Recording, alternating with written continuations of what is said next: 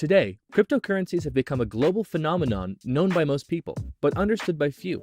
In 2018, you'll have a hard time finding a major bank, accounting firm, software company, or government that hasn't researched cryptocurrencies or started a blockchain project. Beyond the noise and the press releases, many people often fail to understand the basic concepts. So let's walk through the whole story. What are cryptocurrencies?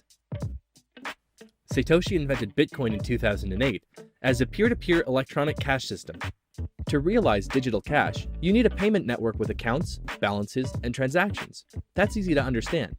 One major problem every payment network has to solve is to prevent double spending. That is, to prevent one entity from spending the same amount twice. Usually, this is done by a central server who keeps records of all the balances. In a decentralized network, you don't have this server, so you need every single entity of the network to do this job.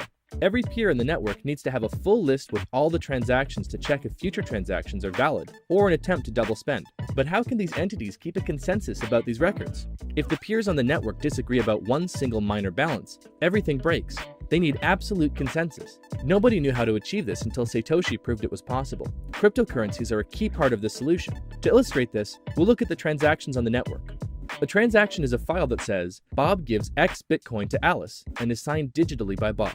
Once signed, the transaction is broadcasted to the network, sent from one peer to every other peer. This is standard P2P technology. Nothing special happening here. After a specific amount of time, the transaction gets confirmed. Only miners can confirm transactions. This is their job in a cryptocurrency network.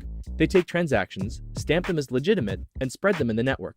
After a transaction is confirmed by a miner, every node has to add it to its database. It has to become part of the blockchain. For this job, the miners are rewarded with cryptocurrency, for example, bitcoins. Anybody can be a miner. They just need to use some of their computer's power to qualify for the task. Every miner competes to solve a cryptographic puzzle. After finding a solution, a miner can confirm the transaction and add it to the blockchain.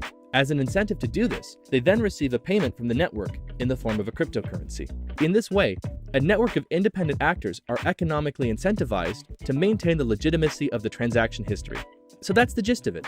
Cryptocurrencies are the key to the complex digital cash problem that Satoshi solved: how to maintain integrity and consensus across independent and potentially malicious actors. Cryptocurrencies are essentially the monetary incentive offered to anyone willing to keep the network secure.